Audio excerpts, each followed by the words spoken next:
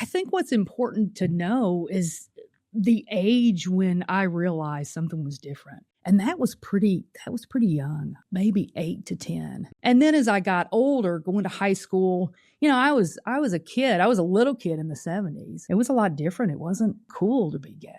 I hid it because in my heart, I knew it was wrong. I think today the world accepts it, but God says his ways never change. I think that even though the world accepts it today and we live in a world that's very accepting of it, that doesn't mean God's changed his mind on it. And I don't believe he has.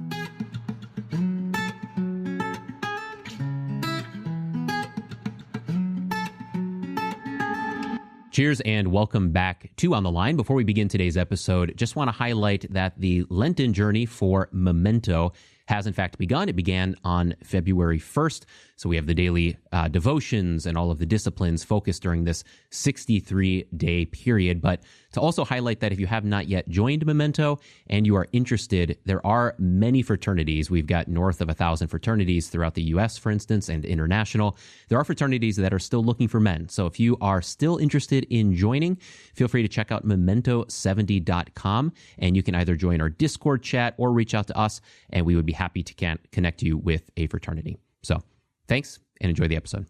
All right. And Bennett says we are back. So welcome back here to On the Line. And today we have the pleasure of sitting down with Tracy Rugg. And Tracy, I just want to commend you because the story that you're going to tell and the subject that we're going to talk about, I think it takes a lot of courage for you to be able to speak to this. And so quick background for Tracy's story is she had 27 years. Yes. Is that correct? So 27 years living the homosexual lifestyle, sometimes called just the lifestyle, right? Is that correct? Gay lifestyle. Gay lifestyle.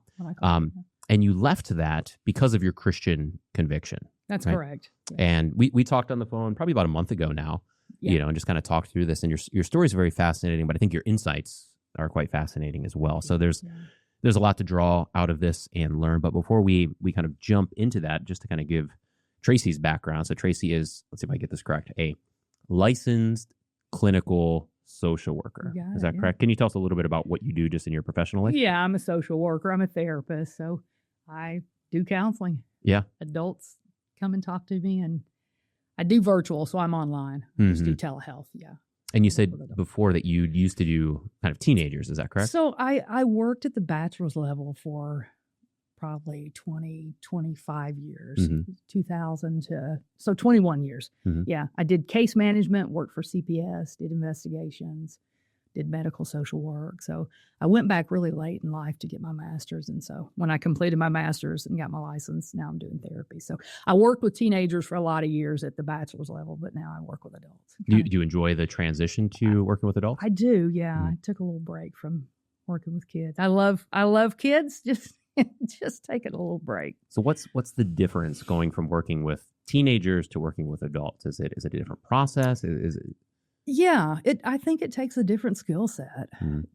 I do virtual sessions, so that's a little bit different. Kids, they want a video chat, but not with me, not with a therapist. So yeah. They don't want to. It's hard to engage a child, over video. So are adults more into, are they more articulate with the struggles that they're facing? Not always. Not always. I think when we started doing telehealth and bringing it into somebody's home, I think that opened the door for a lot of people who wouldn't normally want to go into an actual office and sit down with somebody. So I think that really brought a lot of people out to seek treatment and help. So I think that made it easier. But I think just sometimes it's hard for people to tell their story. So, yeah. Yeah, I can see, there's the advantage of like we're doing now, right? Like being in a room and sitting down. But I can say for my own self that I go to more doctor's appointments because I can do it virtually, to where if I'm sick and if I've got a schedule and going to a doctor's office, I'm just not going to do it. I'm just going to try to soldier through. Sure. But in fact, Ben, do you remember we were in St. Louis? We did 11 interviews in 4 days. It was brutal. And I had a sinus infection and like a 101 fever. So, which is really great, Tracy, because then you release these and we spread them out, right? So we release it over like 5 months. So for 5 months straight, I'm coughing and wheezing, bloodshot eyes. I'm sure people thought I had, cancer or something Yeah. like that. But yeah, we were there and I just hopped on and, got a prescription. I would have never Sure. gone and scheduled a doctor's Yeah. appointment there. Yeah. Yeah. So it breaks down the barrier.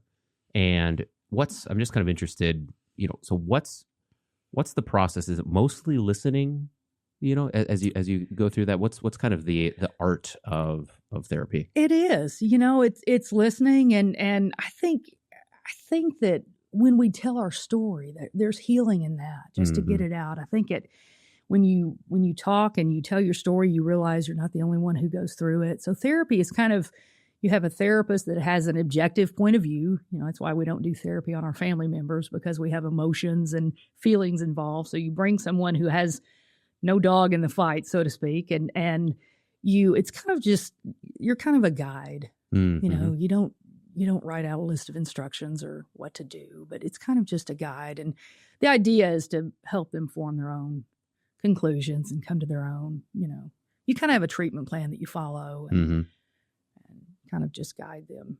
Yeah. I've often, more and more, I'll encourage people, especially like young married couples. I'm like, you probably should do therapy at some point in your married life. Because usually what happens is people get married, they go off, they run into hardships or whatever. And then they'll come knocking on my door when they're like, we're thinking about a divorce. And we're like, well, hold up. You're like, what's going on? And they're like, well, for years, Yeah. So now they're doing crisis control. So I always say, listen, like if 5 years in, you want to go do 3 sessions with a therapist, like that might be all it takes for maintenance, and I think it's probably the same on that personal level where it's like, well, let's not wait for crisis. Like it is nice to, especially since we're so addicted to technology, I found that if I just go for a walk, or for me, I like to play darts in the evening. If I just play darts, my mind starts to process things. Right. Sure, So sometimes just being able to talk through something, you start to recognize things that you weren't thinking of. Just as you, like you said, just as you tell the story, just as you have the conversation, you're able to reflect and make sense of things that are complicated. Yeah, for sure. Yeah. So can you also just let us know what your podcast is? Because I'm interested in your podcast, which is just launching, but... Yeah, I'm trying to figure out how to record it. So I hope to do that in a couple of weeks. It's called The Mind and the Messiah. So when I was down in Kentucky, and I lived in Kentucky before I moved up to Illinois, so I worked with elderly people in a kind of a day program, and I did a Bible study with them. And it was really group therapy. So we would talk about a mental health topic, and at the end of the study, I would connect it to scripture. So we'd talk about boundaries, and we'd do like 45 minutes on boundaries, and then we would go to scripture and what does the word say about boundaries? And they loved it. They loved that. So that's what the podcast is going to be about. It's going to be a mental health topic that I talk about and then connect it to scripture, and then other things as well. Hopefully people will write in and have questions, and it'll just kind of be a time to engage. Yeah. And it's called The Mind and the Messiah, The right? Mind and the Messiah, yes. And by the time this releases, I think it'll be up and running. So it's on YouTube? Is it going to be on any other platforms? Do you know? Yeah. I think YouTube and probably Spotify and just wherever you get podcasts. Yeah. It's really in the early stages. Yeah. And I think you also said, the subject we're going to talk about today will also be present in that as well. Is that correct? Yes, that'll be in the first podcast when I kind of just introduce who I am and what I'm doing. So, yeah. Okay, well, let's jump into just kind of that story and we're going to kind of walk through the whole, because I think there's different data points as you go through the timeline, right? So we'll kind of start with you as a child, which I think it's nice to know kind of where some of those roots or some of those thoughts start to begin, where some of those attractions come from, and just reflect on that as we go through the stages of kind of that childhood into entering into the homosexual lifestyle, into now you're in the throes of it, for the 27 years, and then the process of coming out. So what's important to know kind of about your childhood as this began?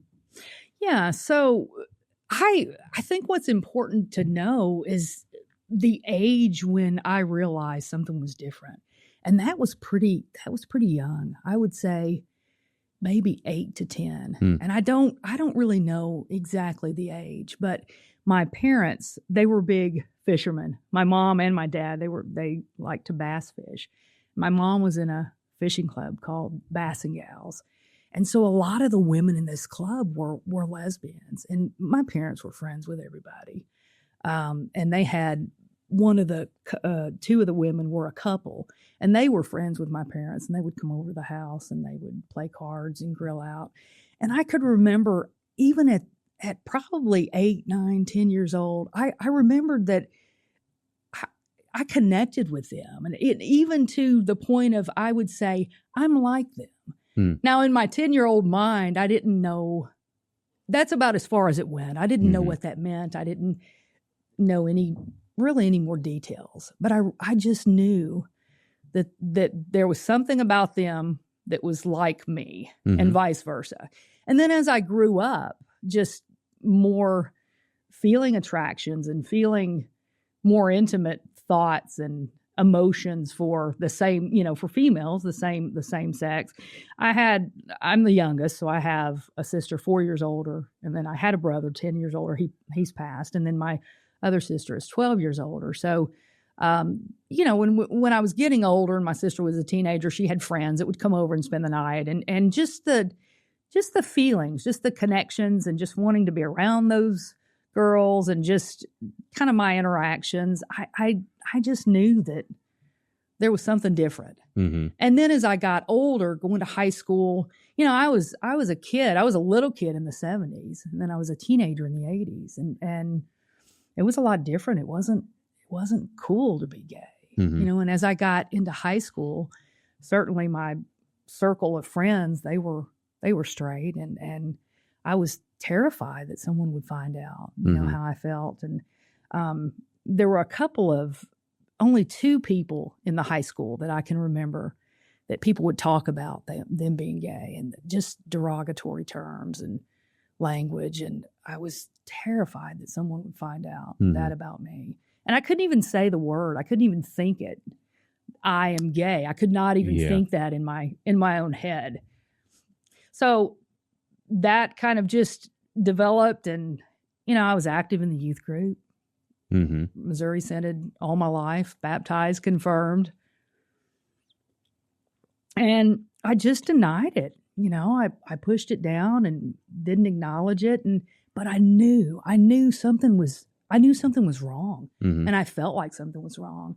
And then when I graduated from high school, that summer is when I actually acted on it. After graduating high school, yeah. I had my first relationship, and I liked it. I mean, it was, I said, this is for me. But when I was alone, it was different. I knew, there was never a time, Scripture says that God writes his law in our hearts. And there was never a time that I did not feel like I wasn't doing something wrong. And I take that straight back to my Christian upbringing, to my parents who raised me in church. And, so I continued, just one relationship after the other. The longest relationship I had was 4 years, and they were dysfunctional, and I was probably 80 to 90%. I won't say 100. Was that? I'll say maybe 85. Was that kind of the norm? Like as you interacted with other people living in the lifestyle, was that the norm where it was dysfunctional, or was it normally dysfunctional, and were the relationships normally shorter? I think people were healthier than me. Yeah, I was insecure. I was possessive. I was jealous. I had all these negative emotions to go with it, and I was a mess. I was not an easy person to be with. I was a fun person. I was a kind person, but just I knew that I wasn't doing right, and I would try to ignore it. And I can remember in the early 90s, some friends asked me to go. I grew up in Nashville in Tennessee, and some friends asked me to go. Is that where the accent comes from? That's You want to move the microphone in just a little bit. It's not Canadian. I can speed up. Okay, yeah. It's not Canadian, is it? No. Well, my wife's Canadian, so I know. Eh? I was hoping you would notice it. Yeah. Can you remove the Southern accent from me, please, sir? Thank you much. So the early 90s. Yeah. So they were asking me my friends asked me to go down to the gay pride parade. And I remember I told them, I said, I'm not going to march for gay rights. This is a deviant lifestyle. And they were they were just appalled. Mm. And that was in my early 20s, you know, and I just knew, you know, I told everybody that I was with, I would never get married. And then as I got older, I thought, you know, well, maybe one day I would, but I always considered that would be a slap in the face to God, you know. So I lived this lifestyle, and then I had all these feelings inside. And so deceiving people and lying about that became second nature. I mean, I had a PhD in lying to people by the time I was 20, you know, and that's how it is, you know, when you don't want anybody to know you're gay and you try to act like somebody you're not. So, my relationships weren't healthy, and they lasted until I was about 45. And just over time, and I think I got older. People ask me all the time, why now? Why, you know, it's been 11 years, it was 2014.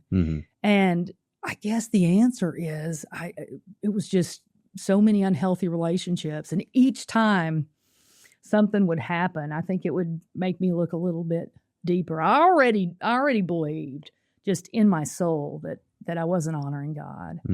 And, you know, I would make excuses. I would say, well, you know, the Bible has been translated so many times, you know, we don't know what God really meant. And I needed to be around people who would affirm that. I had people who would say, God doesn't care who you love. He's got other things to worry about. Like, what do you mean God doesn't worry? You know? Yeah. And would you believe that? I tried to, but I knew. I mean, I just knew, you know, but I wanted to hear that. I needed to hear that. And you know, Scripture talks about you can sear your conscience. And I think for a while that happened, because I certainly, you know, for 27 years, I ignored kind of the Holy Spirit nudging at me saying, you're not, you know, this isn't what we want for you. So when how I kind of turned from it was I had a supervisor that was a Christian, and I was in a relationship that wasn't good. And I kind of leaned on her probably a little bit too heavily. And I was talking to her one day, and she said, Tracy, this is spiritual warfare. And I thought, well, here we go. And she said, you know, will you talk to my pastor? And so she hooked me up with her pastor, who had also left the lifestyle. This was in Bowling Green, Kentucky. And this guy drove an hour to meet me. And we met at a park. And it just had weird written all over it. I'm on the phone with her, and she's saying, well, he's in the black Honda. He's sitting there on the picnic table. Yeah. So, and so I get out and I talk to this guy. I mean, God bless him. I can't even remember what he looks like. And I was so upset. And I was the kind of person that when something got me down, whoever would listen, you know, the mailman, somebody jogging by, I just let you have it. And so this was somebody new to listen. So I talked to him probably for about 2 hours, and he told me his story about leaving the lifestyle. And really what I think I went into it just wanting like somebody to tell me how to make this relationship work. And he told me his story of leaving the lifestyle and how much better his life was. And I remember laughing. I remember crying. I remember the sun going down, it getting dark. I don't really remember too much of what he said, but the one thing that I do remember, he said, I don't know how to tell you how to not be attracted to women, but I know a man who can. And I thought, when he said that, I thought, yeah, that's about what I thought I was going to get.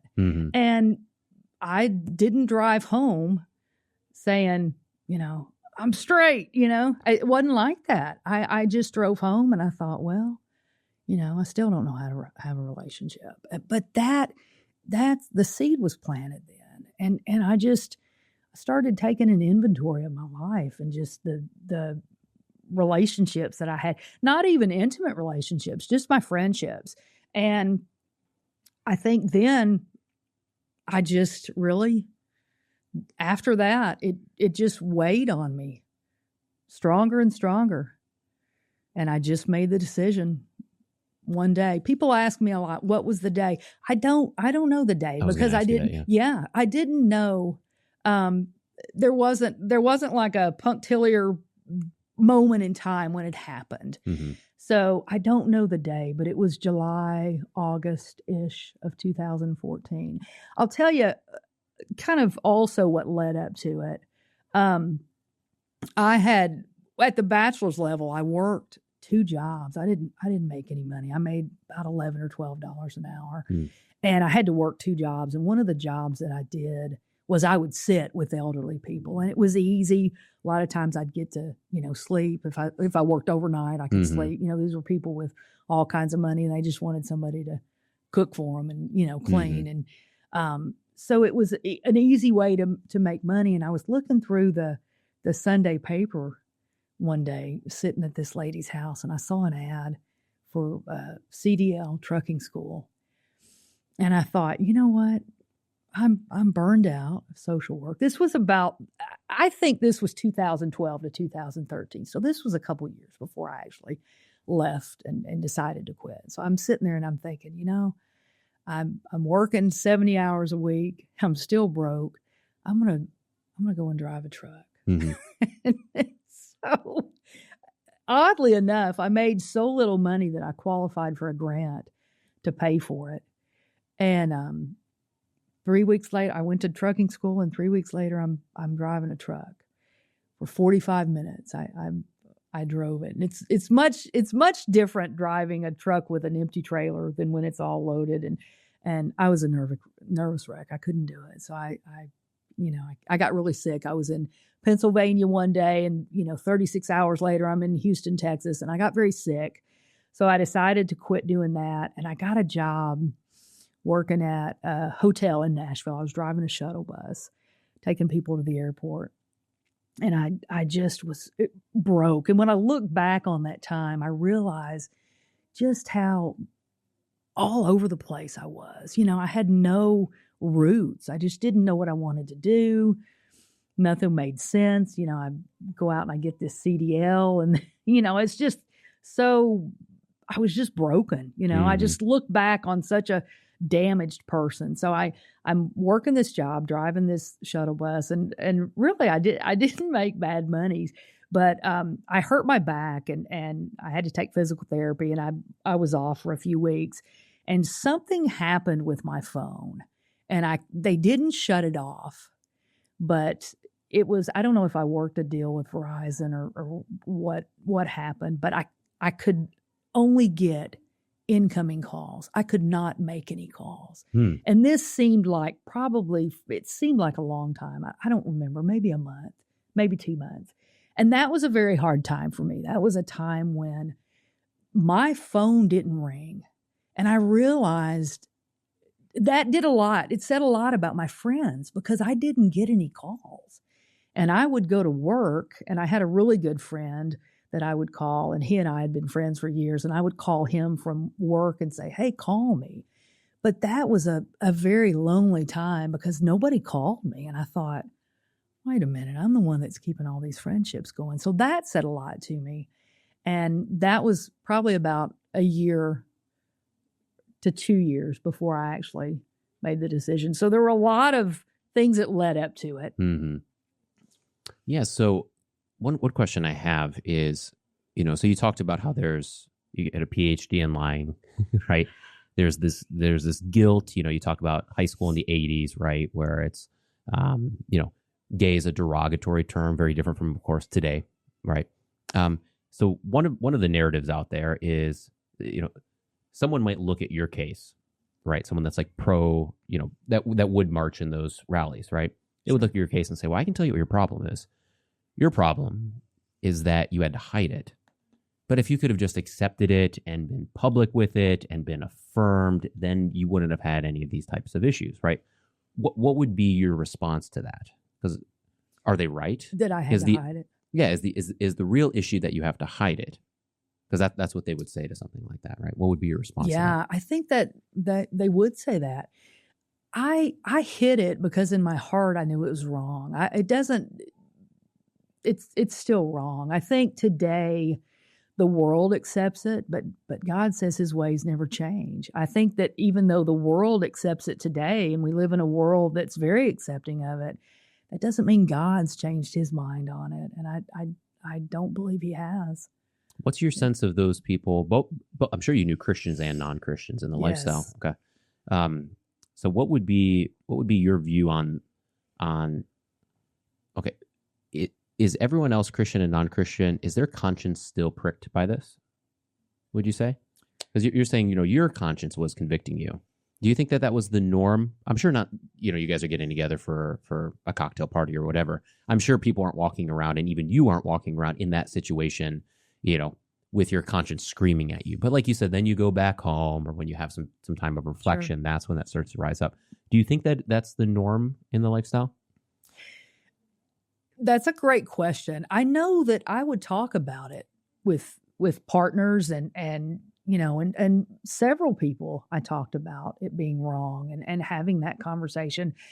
I don't know so much today, but I think I certainly knew people that struggled. I knew people that told their parents, and their parents were very upset, and they were upset just through that process. And yeah, I mean, I think it's a little bit of both. I've seen it both ways. I know people who 100% don't think there's anything wrong with it, and completely. Do you think they really believe that? I do. Yeah, I do. Yeah. Yeah. So going back to kind of your early childhood, and that might even build into this, to some degree. So, at what point did you tell your parents, or I was 24. You were 24. Yeah, okay. Yeah. What was that process like?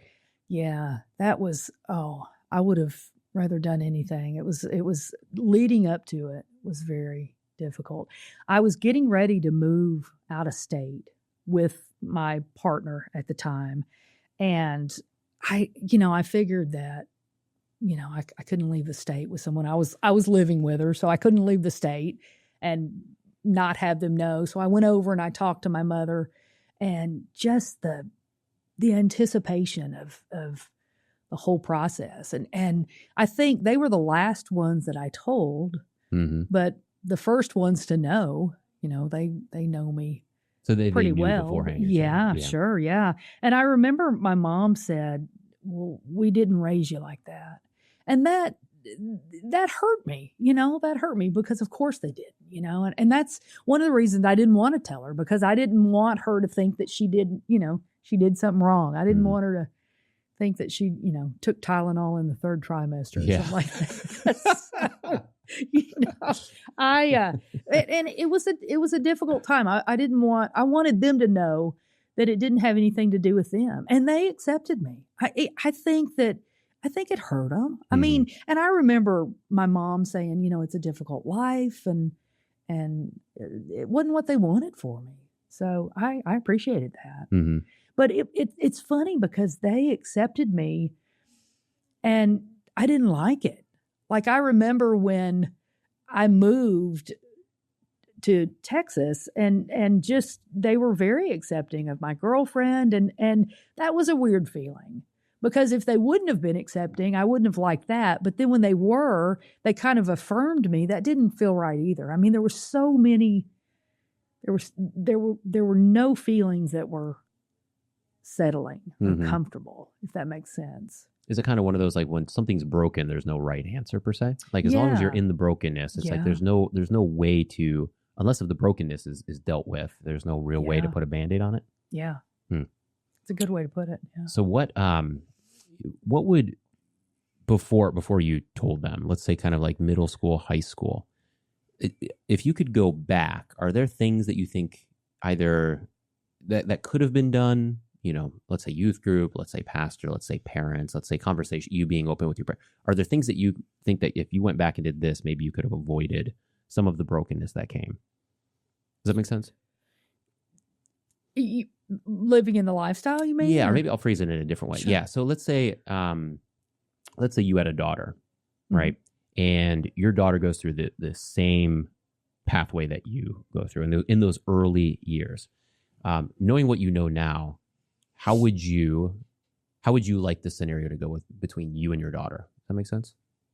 Like, how would it, before they tell, like, do you think there's conversations? Do you think that there's ways of going about kind of dealing with this? Because I think one of the things you said is, these were genuine feelings, right? As you're seeing this lesbian couple, you're identifying with them. You don't have a preconceived, I'm going to be homosexual. It's not like today where like you see a cartoon or something like that, and you're like, you're infiltrated by that, and then that brainwashes you, and then I don't know if that's the right word, but then you take off on kind of a mission of, I'm going to be this because this is who I am, right? These feelings kind of grew up organically to some degree, which in the same way, like, sin feels organic to us who are plagued by it. Sure. How would you advocate for a parent, or if you were in that situation, to kind of walk through those middle school, high school years in order to kind of help someone who's experiencing what you're experiencing to hopefully remedy this?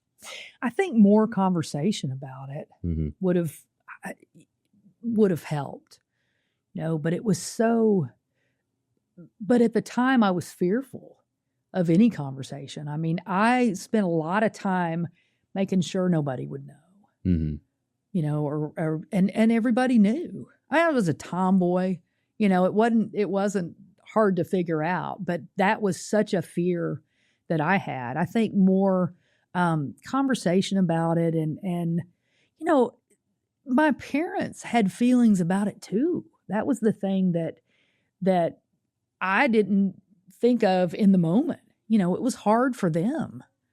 They didn't want their daughter to be a lesbian, I'm sure. And they loved me and did the best they could with it. But I think just talking about it more, and I think that would have been helpful because it was so, to me, I was afraid that it was going to be brought up. So there's kind of if they recognize it, you would advocate for take that step as parents and start to have that conversation. Yeah. And I think, it's growing up in the church that kind of always brought me back. And I think that's what's different today. I mean, we're a world that we're getting further and further away from God. And I think that when we don't know we're doing something wrong, we don't stop, unless when we're not made aware of our sin, we don't know we're sinning. So I think that had a lot to do with it too. Did you ever encounter this subject being talked about in church growing up that you remember? Not that I remember. I would have been pretty uncomfortable. Yeah, I was going to ask, do you think that would be helpful, or how would that have been received? Do you think? I think I would have been very nervous, but I don't remember it. It could have been. I did a lot with the youth group. We had in the 80s, I was involved with a group called Ongoing Ambassadors for Christ. I don't know if it's still around. I'm not sure. But we would go, I remember we went to Nashville, Indiana one time, and we would knock on doors in neighborhoods and talk to people, about God. And we had a big weekend, and just a bunch of people from all over would come. And I did a few of those, and I enjoyed that, and I don't remember even that coming up in those weekends. And those were pretty comfortable. I don't remember being uncomfortable during those times. What would you want someone that's in that situation? Let's say they're a high school youth, they're a sophomore in high school, and they're struggling with these types of feelings. What would you want to speak and say to them? Be in the Word, be in prayer, take it to the Lord. God isn't ashamed of our feelings. I think this is my story. Is I don't want it to be a story of shame. I want it to be a story of love, of redemption. We're invited to come as we are, but we can't stay as we are. So I think just to take everything to God. I mean, he knows it anyway. He's waiting for us to authenticate ourselves and be honest. And so anybody that struggles, I just tell the Lord. And he cares for us. Cast our worries upon him. Yeah. Tell me, think about this, because this is one way I've processed from the outside, right? And I've processed it more on the masculine side. I think I've thought less of the feminine side. I've thought less of, women that struggle with this. But one thing, and I could be off here, but one thing I suspect, because I know there's a lot of studies on I don't know if it replicates to the girl side, but I know in the guys, lots of it has to do with like their relationship with their father. So there's that aspect. But then also, I think of, because I know a handful of men who have left that lifestyle that earlier on, lived that lifestyle, and they left. And most of them are very like artistic, not autistic, they're artistic, right? Gotcha.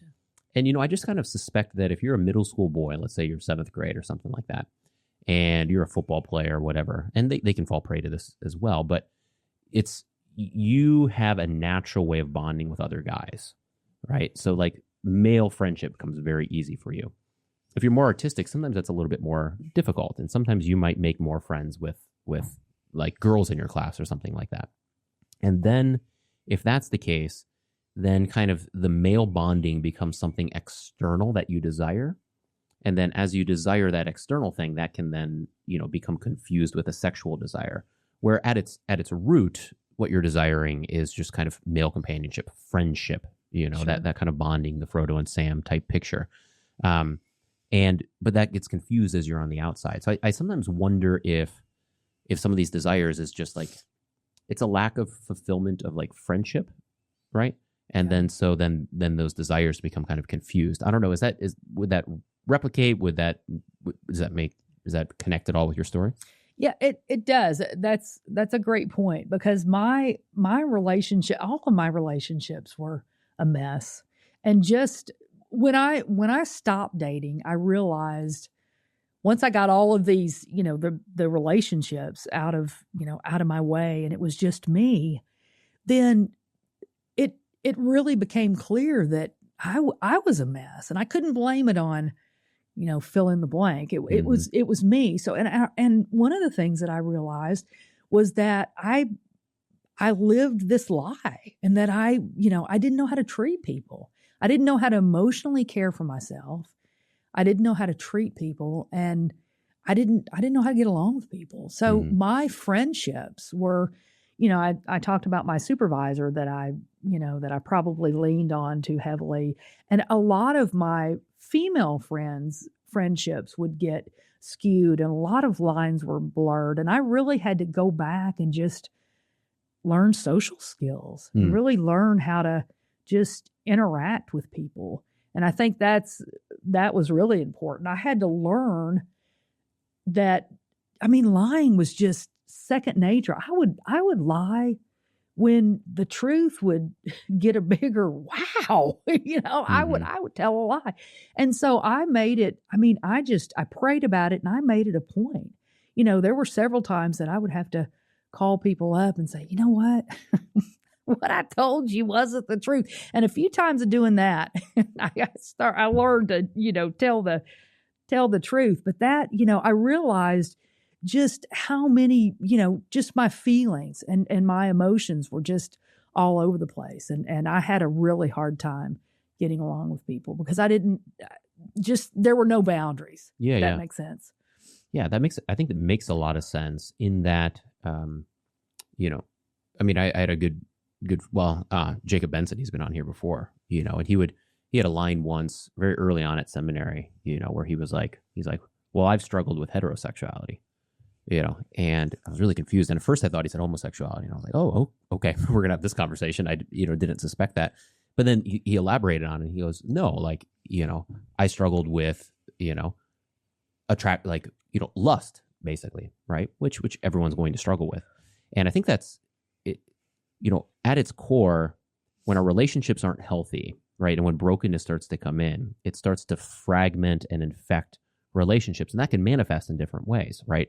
The person, and this was not Jacob Benson, but, the person that goes off and is sleeping around even in a heterosexual way, what's going on there? Well, they've got some kind of, they've got a messy form of relationship, which is going to be an extension of their own brokenness that's manifesting in the relationships that they're engaging in, and allows them to treat other people as they're not supposed to treat them, in that sense, as kind of an object of, relational needs that they kind of cling to, or of sexual needs that they feel they need to, express. So the brokenness extends there, and it seems like it's going to extend in the same way when it comes to homosexual relationships. So it does get down to that core, which is where, as you speak kind of to your advice that you're, would give to young people, it's like, well, you got to start with what's the core of your relational needs, and it's going to be your relationship with your Creator. It's going to be your relationship with Jesus, and that healing then can transform into relationships with parents and siblings and friends. And if those things are healthy, then that can extend into a more extreme type of relationship, which would be, an actual romantic relationship. But it seems like if we mess that up, and that's one of my worries about today is, we've made everything so sexualized that you can take a confused sophomore in high school whose frontal cortex is like 2/3 of the way formed, and they've got insecurities and, so relationship, they're still working through how do I have proper just friend relationships. And then you throw in a sexual component to that. And it's like, well, that's going to blow everything up. Of course, that's going to be traumatic. And that's going to, until that gets rectified and remedied and healed, it's just going to keep spiraling. Yeah. I kind of rambled there. I don't know what your thoughts are on that. That's a great point. Yeah. So that would be relatable. Yeah. Yeah, absolutely. Yeah. Because when I left, when I actually left and had made the decision, I will not, date anymore. The first thing I did was start studying scripture and reading, and because I didn't, my extent of the Bible was just going to church, the epistle and the Holy Gospel, and I was amazed at how much I didn't know. So I read the Bible and I studied it, and it took time, but I read it cover to cover, and I treated it like, it was my next relationship. I spent time reading and was just amazed, and I didn't, the Old Testament was a little difficult, and I struggled with it. I didn't like it. Just to be honest, I felt like God was harsh and I didn't understand it. So I found some really good universities that put their Old Testament lectures on YouTube. And I watched those and I studied them and I took notes, and they explained it in a way that made sense. And so I read the Bible every year straight through, and I start off every morning. And so that changed. And I was amazed in that, when I started reading, First John, if we say we have no sin, we just see God. I said, wow, they got that right out of the Lutheran hymnal. I said, this is great. But I was just, that really confirmed my Lutheran faith, because I thought this is so much of the service, the divine service is straight out of, created me a clean heart, Psalm 51. And I just love that. And the Bible, when you really understand it, when you take it from, the Old Testament, sin enters the world, and God, the New Testament, God's, created this plan to get rid of it with Jesus. And when you understand the whole story, it's amazing, and I heard a pastor say it's, if you just listen every Sunday at church, it's like sitting down and, reading an Agatha Christie novel, and reading 10 minutes here and a week later, flipping it open and reading 15 minutes, you're never going to get it. And that made so much sense to me. So really just understanding the whole story. And then you understand from the Old Testament, you understand why all the laws are there.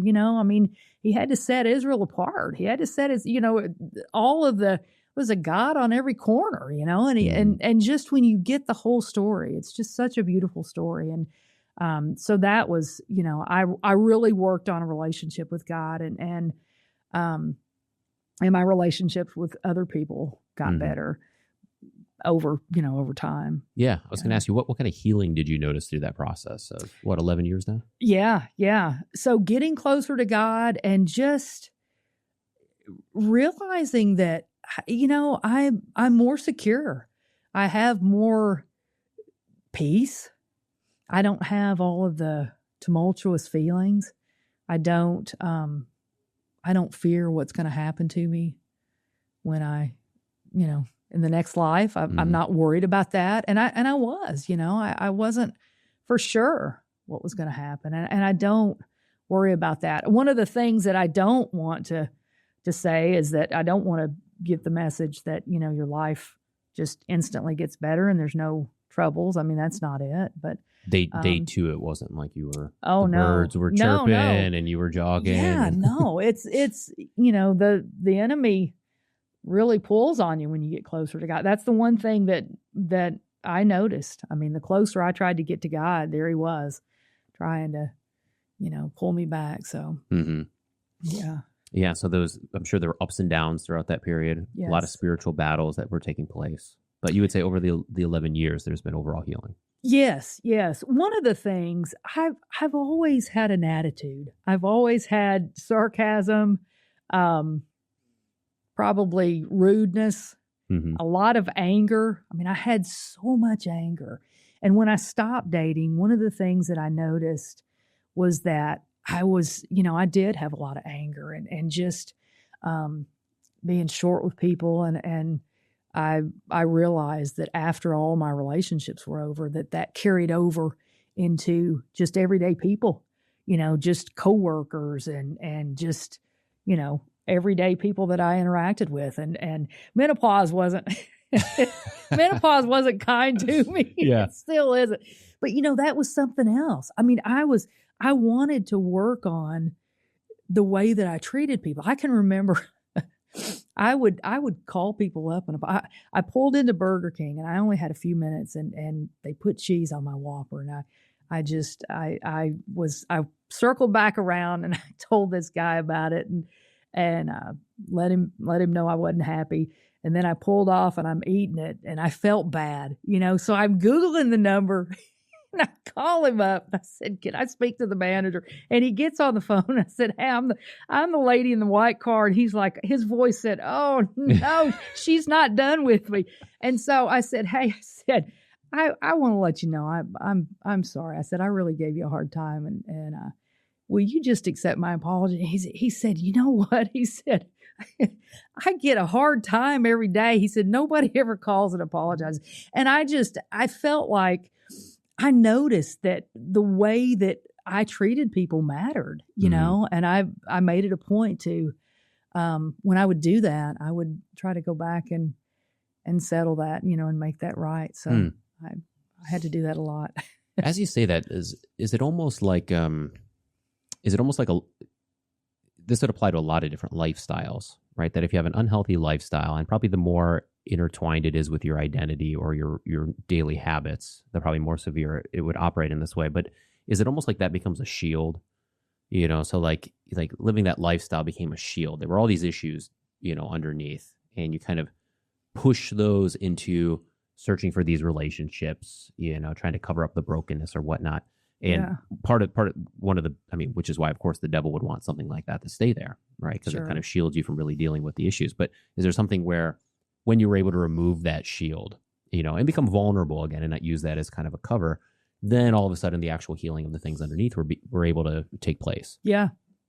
Yes, for sure. I did have a lot of anger. And I think that was because of, I didn't like who I was. And as a kid growing up, even as a young kid in junior high and elementary school, I didn't like my body. I was very insecure, just so incredibly insecure. And being, as I, kind of just accepted the fact that I was gay, that just became one more thing about me that I didn't like. Mm-hmm. And it was, I learned how to, I'd tell jokes and people would laugh. And, I learned how to hide behind humor. Mm-hmm. People think I'm funny. I get, maybe I am a little bit. But I can attest to that. Yeah. I use that. To, there was that was really engineered a lot. Like I would use that as a defense mechanism, to kind of, protect myself, to not deal with things. And, like I said, when I got everybody out of the way, then I couldn't blame it on anybody else. And I denied and put the blame on everybody else. I wasn't going to take responsibility for anything. That's why, even, getting angry at this guy at Burger King, I called back and apologized because that mattered to me, and I would start doing that. I would start apologizing to people if I felt like I did something wrong, because the way I treated people mattered. And I wanted that to not be okay. Mm-hmm. That was part of my healing. I made a list of people that I felt like I had wronged. Mm-hmm. And I called some up. I emailed some. There were some that I looked online and got some addresses and hand wrote some letters. I mean, God only knows who got what in their mailbox, but my heart was pure, and really just say, hey, I want to say that, I did this and I'm sorry for it. And I think that matters. I think that, helps situations. Mm-hmm. So a lot of people were very receptive to it. Most people were. So I bet. Yeah. Well, good for you. Yes. Let me ask you another question. So, there's church bodies out there that will affirm the homosexual lifestyle, right? And they'll say, well, this is how God created you. They'll kind of use the terminology of God's love to kind of trump God's directions and his created order and such. What's your perspective of those churches? Like what, not just like what's your perspective of the church in general, but what do you think that narrative tied to Christianity, what does that do? And I'm kind of thinking, let me set this up a little more. I'm thinking you watched the Brian Bartlow. Is that right? Who you're talking about? I listened to him. Yeah. Listen to him. Yeah. So, he kind of articulates that as an example where he struggled with it, obviously on the male side. Brian's his name. And we have to have him on at some point. He's spoken at LCMS conferences and things like that. He's great as well. But he says the most damaging thing that happened in his entire life was same thing in high school. Like he had these feelings and these urges, and I think maybe into college, if I can remember correctly, and he didn't act on them, but he struggled with them for a long period of time. Yeah. And so he saw a counselor who was a Christian counselor, and the Christian counselor finally gave him the advice, well, maybe you should follow up on those feelings. Maybe you should engage those feelings. Maybe you should engage in the homosexual lifestyle. And so he did, and that set him off on, I don't remember his time period, but, something similar, 20 years of living in that lifestyle. And, and then he came out of that lifestyle and he's now married with kids. And, he says that counselor did more damage to him than anyone else has done throughout his entire life. Yeah. If I remember him correctly. Sure. But, yeah. So point being, what do you think the Christian churches who say, in the name of Christianity, God created you this way, you should go about that lifestyle and not feel guilty? I mean, yeah, we're I think that that's sinful. I mean, I think that we're told to pick up our cross and walk with Jesus, and what is the cross? It's an instrument of death. I mean, we have to die to our old self. I want to eat 4 pounds of chocolate a day too, but I can't do that. And I'm fearful that churches today just say whatever, to kind of get people in the door. And I think that we need to tell people the truth. I think we do damage when we don't tell people the truth. And Scripture commands it. And I don't think affirming somebody is the same. I don't think when we tell people the truth, that doesn't mean that we're not affirming them. I mean, I think when we love somebody, we tell them the truth because we love them. And I think a church that does that it's a false gospel. Does that make sense? Yeah. I like how you say you're still affirming them. I think we talk about that in the Formula of Concord in kind of articles 1 and 2 with original sin and free will, where there's a whole theological argument we don't need to get into, but kind of the core of it is the essence of a person corrupted by sin? And if you say yes, then you could say something like, well, who you truly are is this sin, because that's part of who you are. But we say, no, that's not how we speak about it. There's the essence which is created in the image of God, and there's this corruption of sin. But you can say, no, I affirm and love you, but I can see that you're actually deeper than whatever these appetites, I think is a word that Brian Bryan uses, but Yeah. whatever these appetites, whatever these sinful desires are, that's not truly you. That's sin leeching onto you. So I'm going to affirm who you are, and who you are is something that should be absent of these things. So I can oppose the sin and love you yourself. Sure. Yeah. Yeah. And I don't think that's what those churches are doing. No. Yeah. Yeah. Yeah. And it seems like, one of the importance of like youth groups and you kind of spoke to that, but like, it seems like that message sunk in and it stayed there as a data point, throughout your whole journey. That data point was there, that message was there. The Holy Spirit was able to work and convict. And it took 27 years. Yeah. But here you are. Yeah. Right.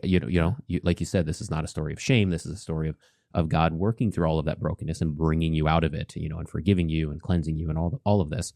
But if you take that away, you may take away that opportunity. Not that God can't work in other ways, but you're taking away one of the main vehicles by which God should be able to work to speak to that person. He's going to walk through their struggles, but to be able to say, no, like I've called you to something much, much greater than this. I've called you to something beyond your sin. And if you cloud that, now you've harmed that individual. They don't have that data point anymore.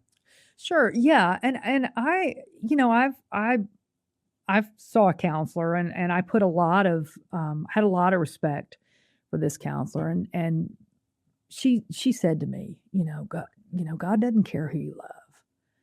And those were things when I was living in that lifestyle, those were things that I needed to hear. And I would try to tell myself that, well, really, maybe he doesn't, and when it's put, that's such a oversimplification of it. God doesn't care who I love. But when you think about that, he does. He cares who I'm sexual with, and really, and I had a long conversation with this person and if you just take the gay part out of it, anything outside of, a man and a woman in the union of marriage, those are the confines that God constructed, is sinful.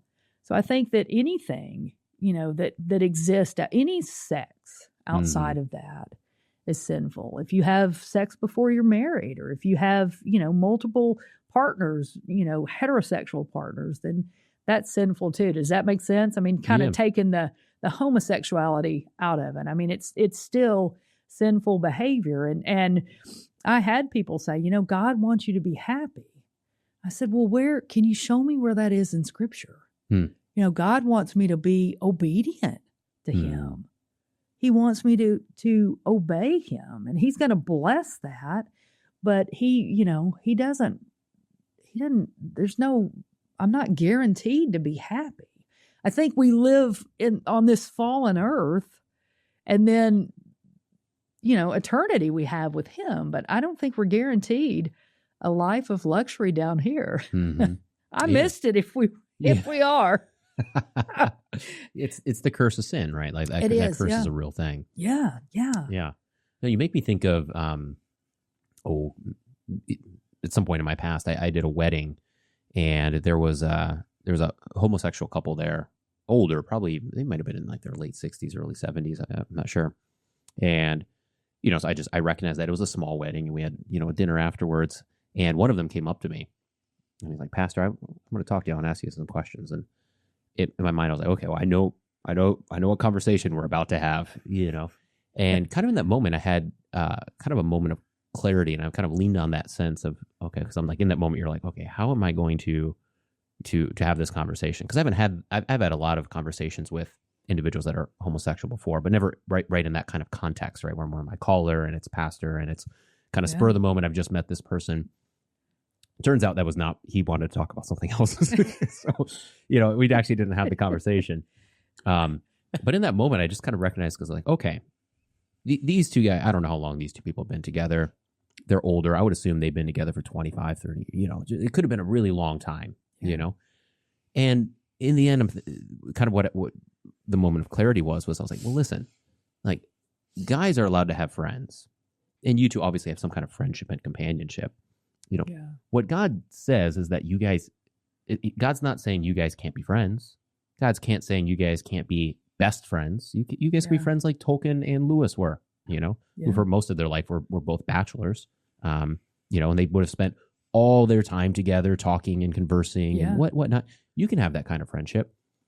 God doesn't even say you can't live together. I've lived with male roommates before, right? Sure. And that was what God is saying is pretty specific. Don't crawl into bed together and do that. That's what he's saying. That's the guardrail, you know. Yeah. And in some way, that's what you're saying. You know, it's okay to have strong, close friends. In fact, more than ever, I think we need close friends. Anthony Esolen wrote a great article on that where he said, you know, I think what's at the root of all of this is we've lost the art of friendship. You know, and he paints a story of two 14-year-old boys that would, like, you know, let's say they go out to lunch or whatever and they're laughing, you know, and everyone that's looking is wondering, oh, are they gay? Mm-hmm. You know, and that puts a lot of weird pressure on 14-year-olds where it's like now all of a sudden you can't have that intimate friendship because everyone's going to be like, well, are you gay? And then, of course, all those nerves are going to pop up and all of that. It's like we've abused friendship where it's like if you can let friends be intimate friends and allow those relationships to be healthy, that I think that avoids a lot of these pitfalls where now the 14-year-old boys are saying, I don't know, like we love to hang out together. I'd rather hang out with him than go on a date. Like, I don't know, am I gay? And then that question seeps in and it harms the friendship and all of that. Like if we could just restore that friendship aspect and be like, that's probably what you're really longing for. You're probably not longing for that harmful physical action. You're probably just longing for that companionship. Yeah.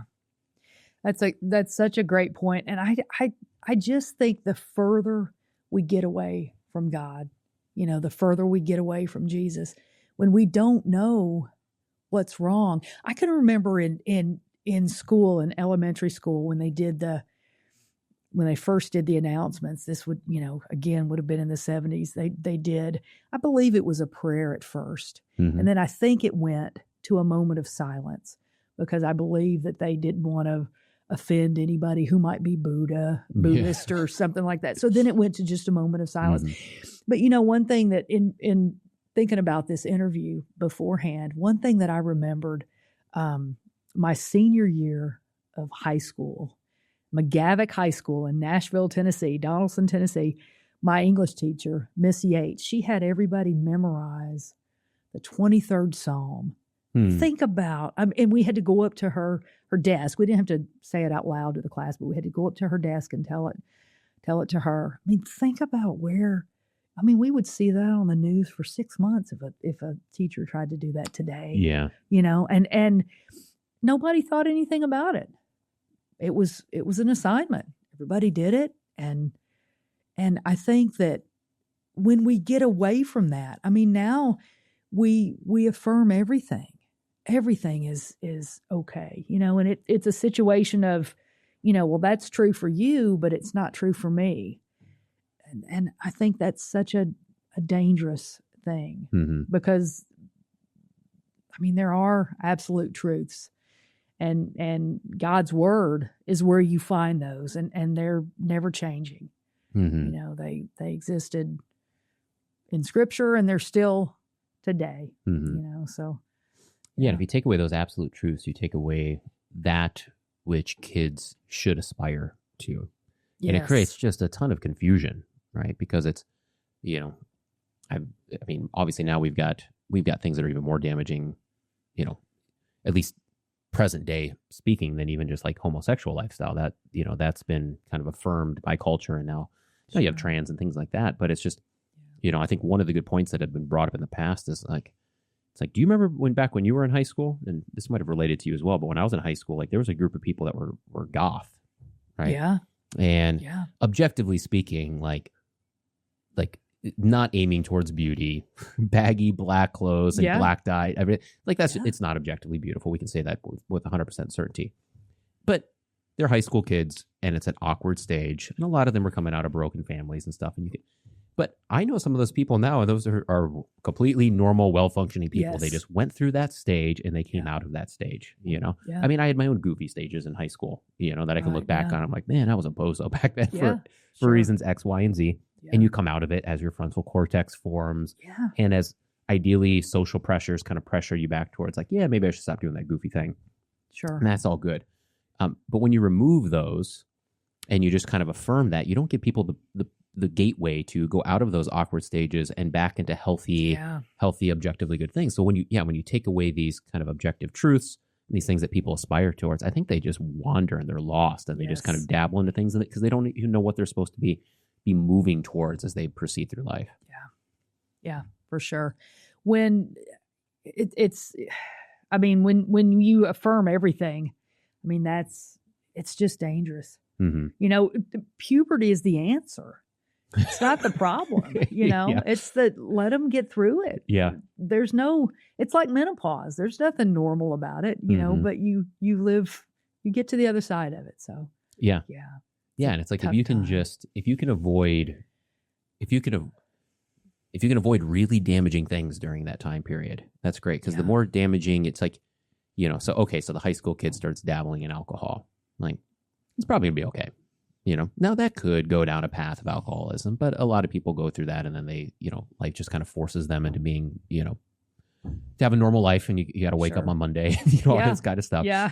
But then you get the kid that gets into like cocaine, or now you've got, other street drugs that are even more severe. And it's like, that could be one slip up, and all of a sudden, like, chemically, your brain is addicted to something. So now that slip up becomes something that you're going to deal with in a long-term way, much more severe. Same thing. It's like, every high school kid is going to fall into lust, but if you start sleeping around, you're going to create addictions that are going to be really tough to break out of. Yeah.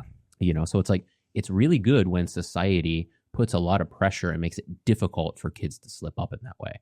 Yeah. But the more we just affirm and we just kind of make it normal, we're just pushing kids into these areas where they're going to mess up in these different ways. And it's going to be more severe and more difficult to crawl out of that hole that they've dug themselves into. Yeah. You see a lot of people that have come back from, that trans situation that talk about, that have come out, that have detransitioning and have talked about that. And it's a hard time. I'm glad I'm not a teenager in today's world. That's for sure. Yeah. Yeah. So you would say it would be more damaging likely for you if you were growing up today with your same situation. I think so. Oh, yes. Absolutely. Yeah. The 70s we didn't know what we had back then. Yeah.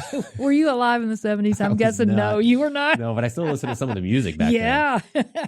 It was great. It was good music. That was great music for sure. Yeah. In the 80s. We've got this little book we read to our, mostly now our younger two, but it's, was it The Story of Rock? So you got Bon Jovi. Yeah. Living on a prayer. There you go. Yeah. That was good music. Oh, yeah. That was great. So let me ask you a hypothetical. Mm-hmm. Let's say you as you are, let's say you're born in, I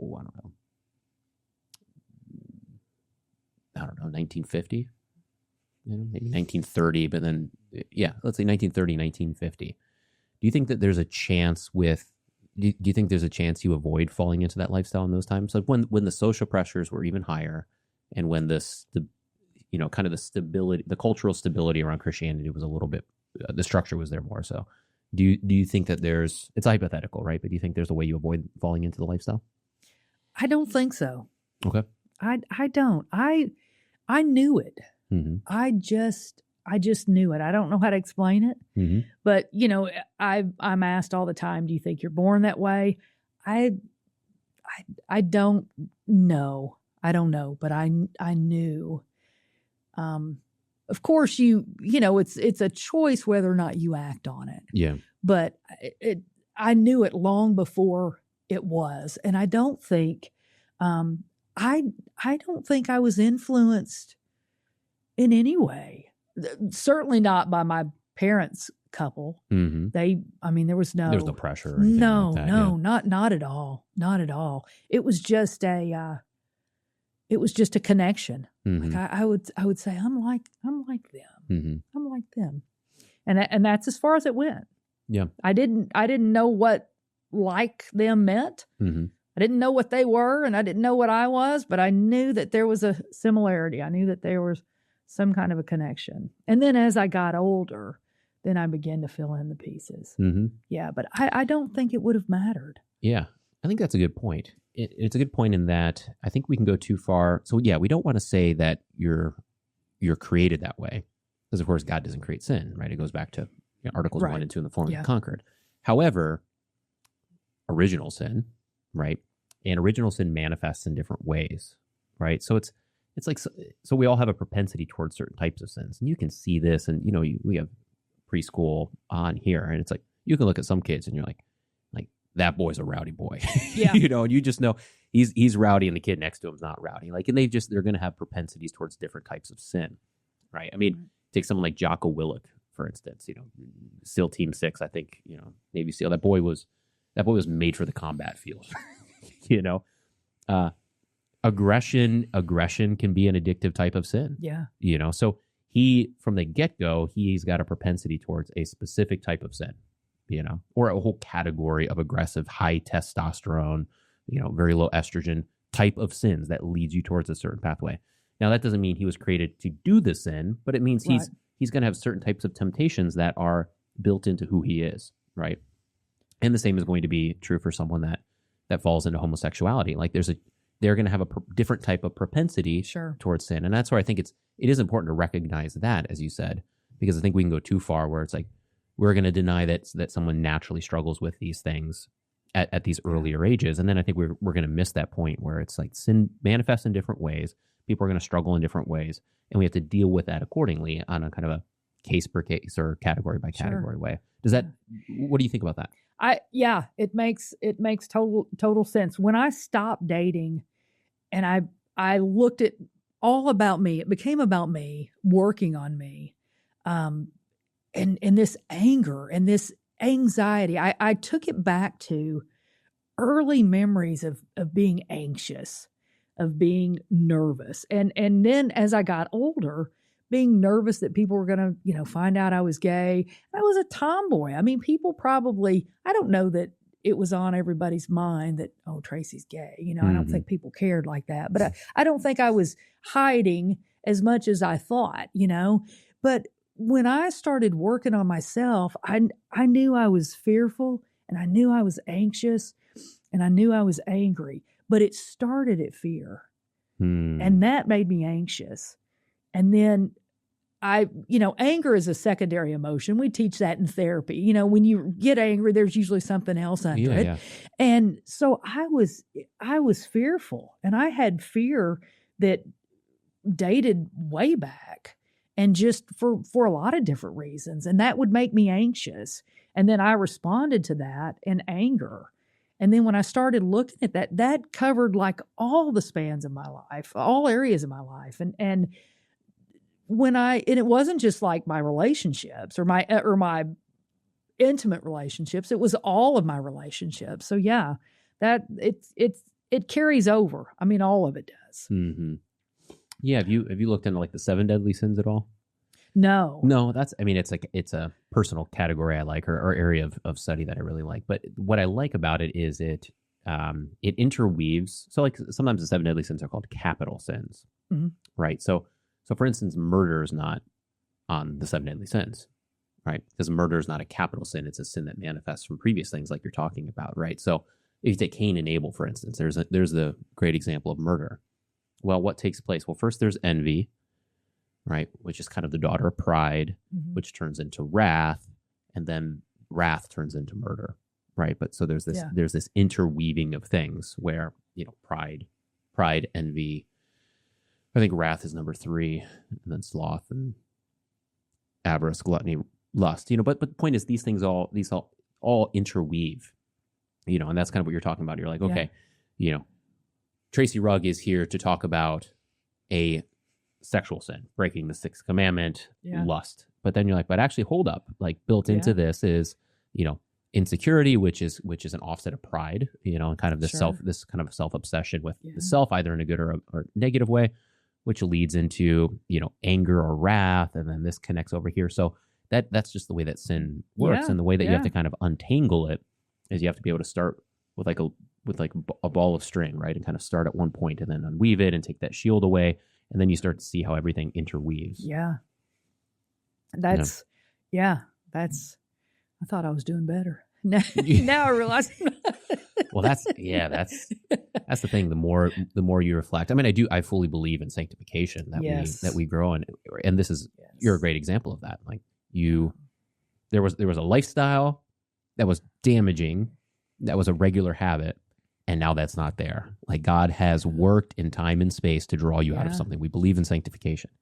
God is good. But then now you realize that there's all sorts of other things going on, right? So sanctification is it's going to be ongoing. There's going to be all sorts of things that we're always dealing with. And part of sanctification, I think, too, is just seeing it clearly. Sure. Not lying to yourself or not being deceived, so that you can start to see some of these root things. Yeah. And that's one of the things that I had to realize. And a lot of my clients will ask me, when will I get this? When will this get better? And what I've started to notice and fully believe is that it's a daily thing. And one of the things that I do, I kind of have a ritual every morning. I have a hymnal, and I do kind of just one of the divine services and just kind of walk through it and pray, and I read scripture. And one of the things that I do is I lay it down at the cross, and I have a kind of like a process that I go through, and every day, and just kind of give it over. And because I realized that it's not like, okay, I'm here and I can just stop. It's like when you're working out, you don't walk around the block one time and say, okay, I'm done. You do it every day.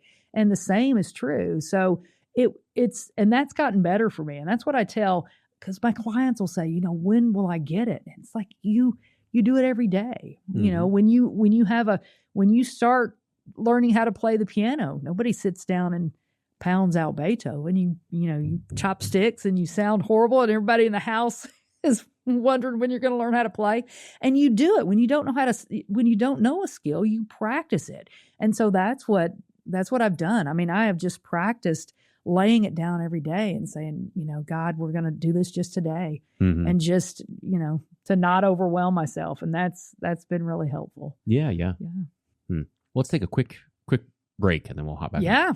Cheers. We hope that you are enjoying today's episode. We just wanted to take a quick moment to highlight with Memento 70 that there are also gift memberships available. So with Lent looming, if you have a friend, father, son, someone that you think would benefit both from the daily devotions that take place on Memento, but also from the fraternities, from the brotherly connections in Christ, and from the habits that are formed through the different disciplines that are encouraged. If you think that would be beneficial for someone, check out memento70.com, and you can purchase a gift membership for them. And then we have Discord channels and other ways to get them connected with the thousands of men that are doing the Memento journey. So thanks, and enjoy the rest of the episode. All right. And Bennett says, we are back. So I got another question for you. Yeah. So when you left the lifestyle, what was the reaction from friends and relationships that were within the lifestyle? How did they respond? Yeah, that's a great question. I let people know kind of right away.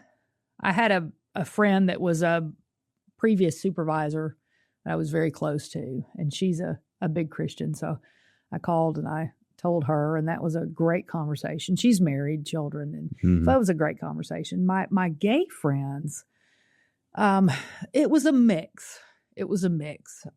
Ex-partners, it wasn't great. I had some harsh reactions. A couple of them questioned me.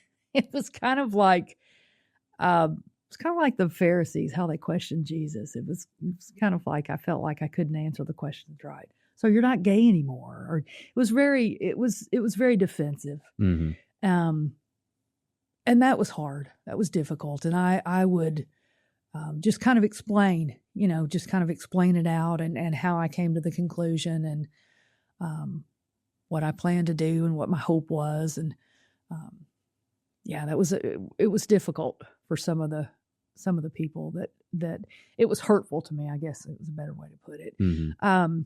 Over time, my relationships kind of dwindled off. I had a group of friends. I have a group of friends. I consider us still to be friends that I knew from high school, and that kind of dwindled.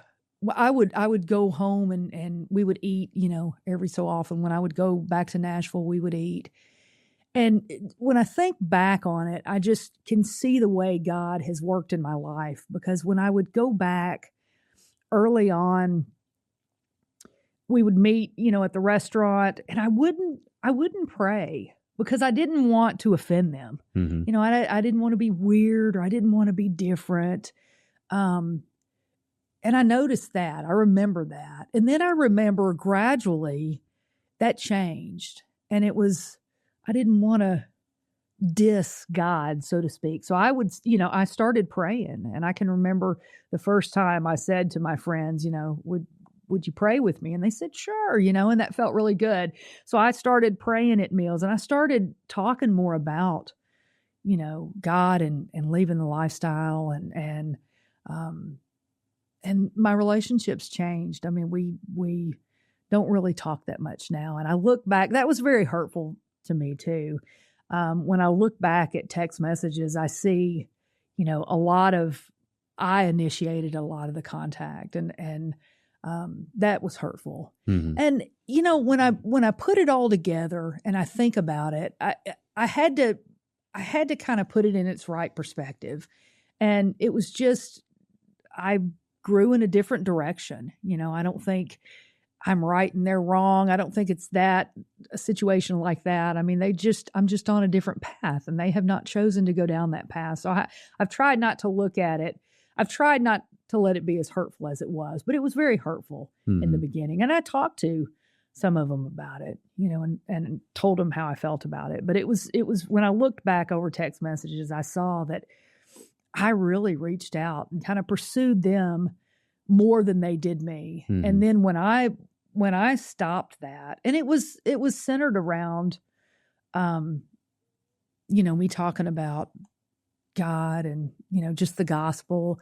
I sent a group text to my friends and told them, basically the gospel, Jesus died for you. He loves you.